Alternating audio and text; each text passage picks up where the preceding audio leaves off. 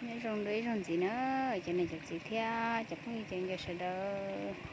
chỉ nói chị bé giờ tôi bà hải liêu phu bé giờ tôi bà hải liêu nữa nè tôi bé một hải liêu keo để cho liên là chị năm hòn tôi làm lo thì ra đây bên chị nói chị mỗi khổ chút sợ chị tôi đã cá trả chị đây đã cá khổ ấy chỉ tao món nó nữa tôi cô lúc chị nó sợ nhỉ cơ thế chị tôi cô lớn này cô lại để thế chị tôi cho nó trả chị tôi đã cá khổ chị chỉ muốn nhớ những món đó tên nó thứ hai ta cho dê lo vì nó rồi dê chừng bài nó thế trên đã thế lo cái gì kì rồi dê mẹ ai xin nữa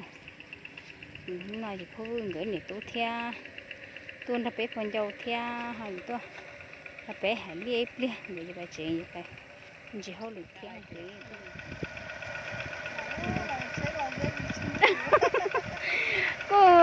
cô mà tôi hải đâu đó mà tôi chỉ tôi tổ chế ở lo dê tôi chẳng à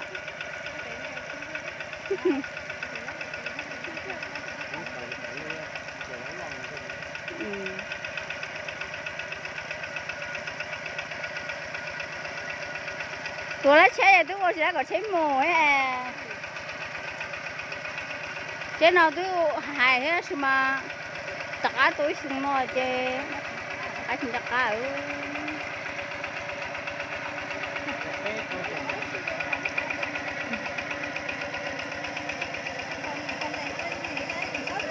nhẹ sáng tôi chỉ hay có việc lệ sáng tôi chỉ nhẹ sáng đâu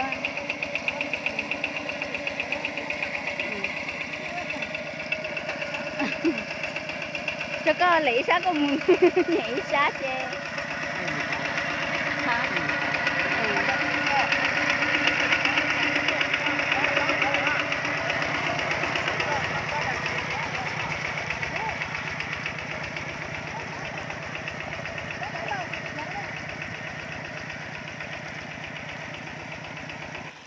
chị với lô học bộ với lô học bạc hải với lô lo số mấy bà chà mà mất hải tàn có sự tốt hải ngay giờ không có chị hải chị hổ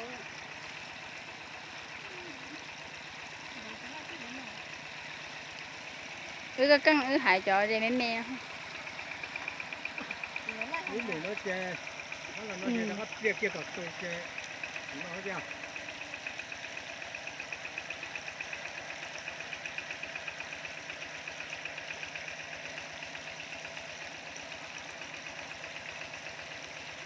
cái này có phô chúng tôi nào rồi nó nào thế nào nào là ăn chưa là con nữa nó thấy thì ơi chế lò tôi做的是长ơi nè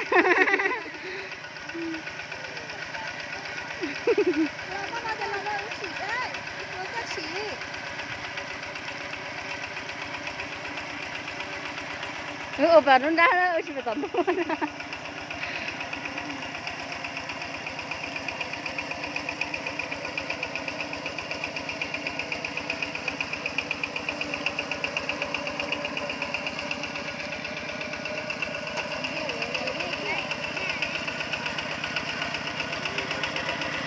cho cái gì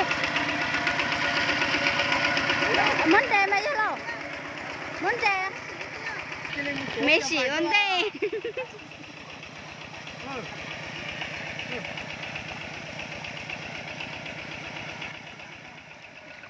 đây có phô bạc khách không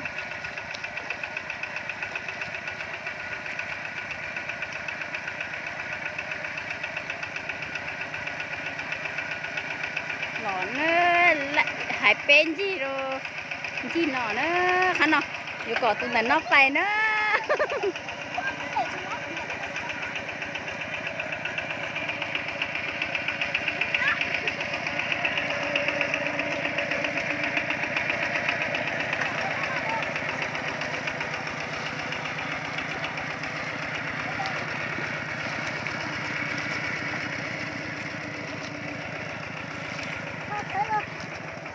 theo chả nè Sát chở nhẹ á. Có một tụi con. Hồi cái chứ chở tụi mù nè, tụi mù này. Tụi có phố. Nó trộm nó mà rõ cửa mà. Chị tô đuôi chị. Họ sẽ lấy lệ cho xem. Tìm ra ăn trái rồi à. Sáng nhẹ, có sáng nhẹ. Thôi vô lệ mà các bạn nhẹ xứ.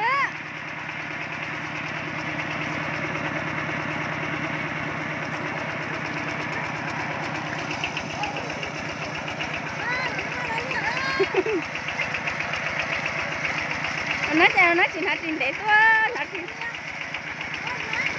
có nên nhẹ chứ khẩu này là có mà nhỏ nè khẩu này là có mà nhỏ hơn lái cửa mà có xịt thải rồi nhiệt luôn là có leo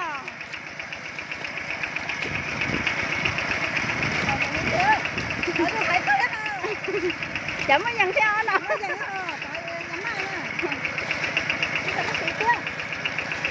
chưa, cái sự có xin nói này đó nè.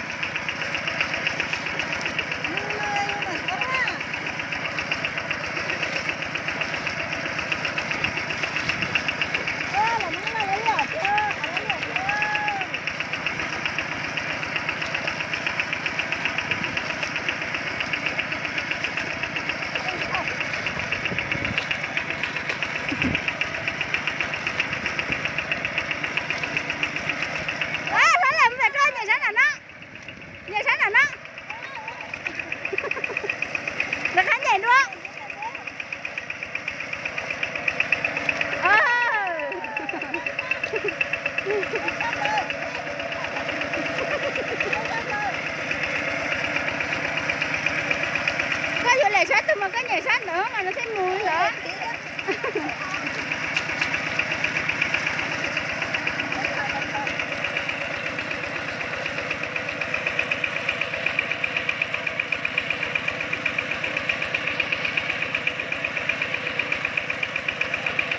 lệ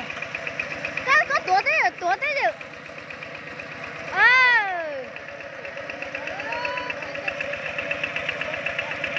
đang ăn tua đang ăn này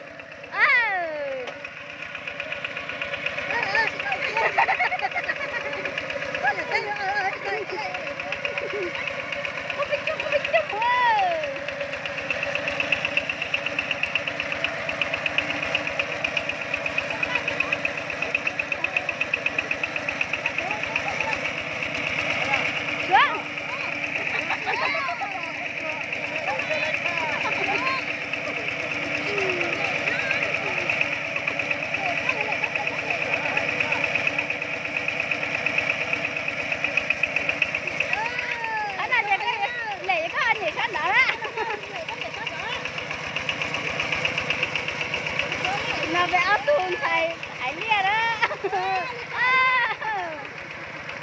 rong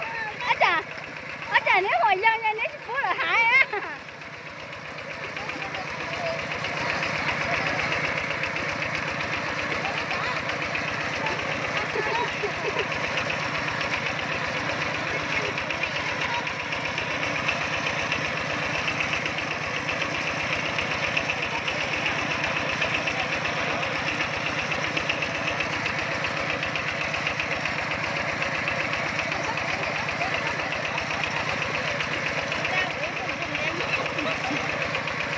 không có thùng tê tốt hồ à chỉ lấy cho vào thân nó nhá ăn đổ mà thế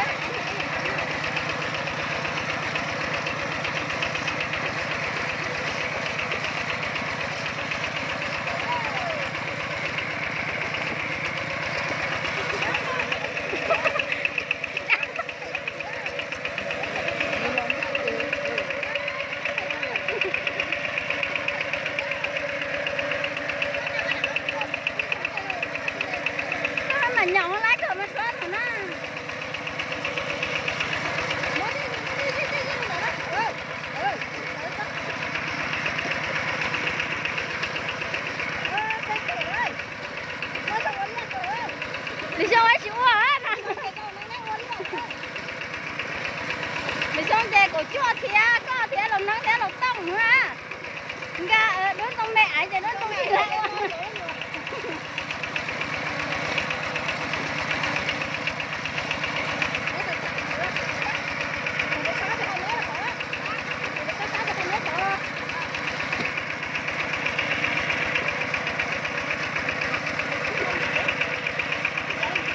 Chú mùi,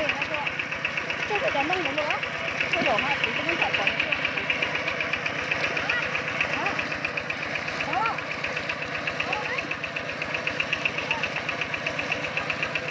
Cái tuồng có nhẹ tới dưới à lên đây nên thế lên chi.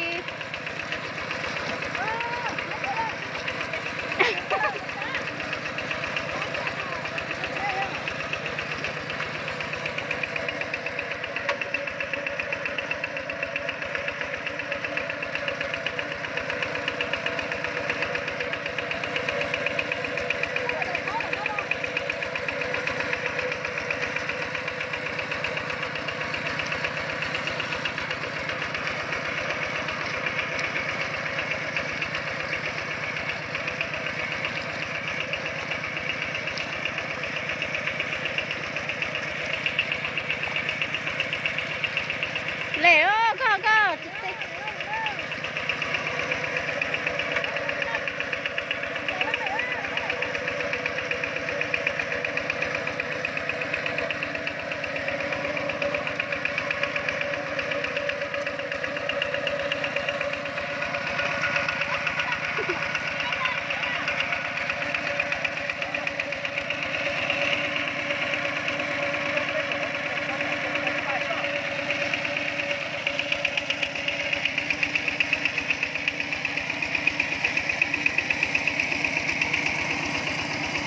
Anh giờ có plia, bây giờ phải chỉ tập plia chứ, phải mấy plia. Vậy đã mà giờ đã cá chú bảo mà đâu mà đi, giờ plia nó thì phải chỉ tập plia. Bao lâu chứ?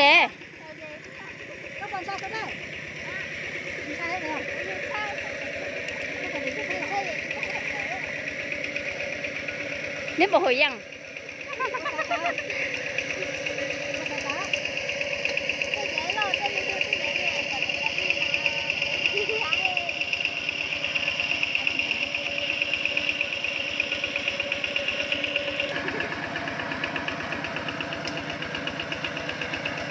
Mới cho khổ nó chu đồ này thì lấy chỉ nữa chọn cho ba đỡ nó nữa mua lại rồi hổ chỉ mà lấy xong thế nào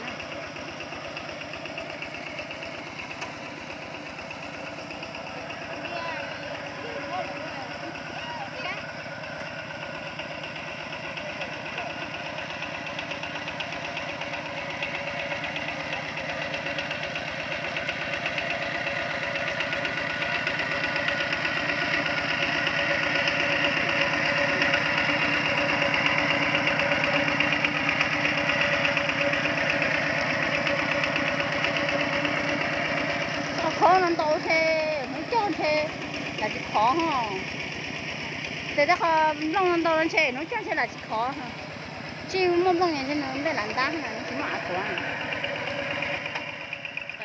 nó từ là chê vô lo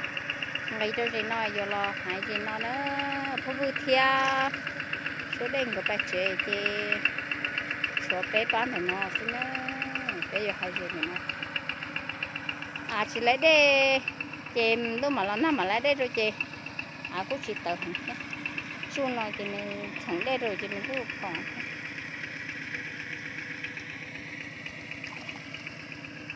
bây giờ chị ở bên đâu lấy chị lấy được lo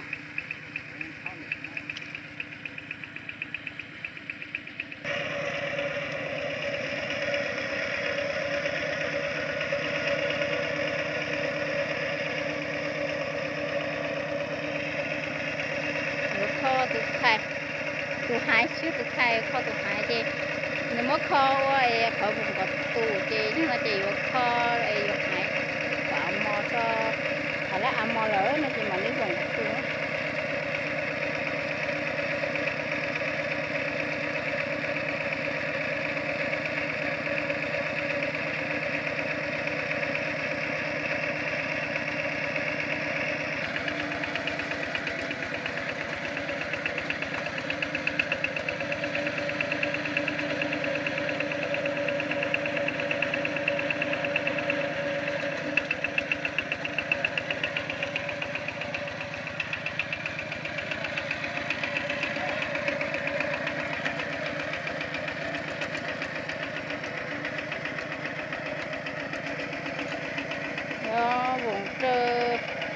liệt to dễ lên non chút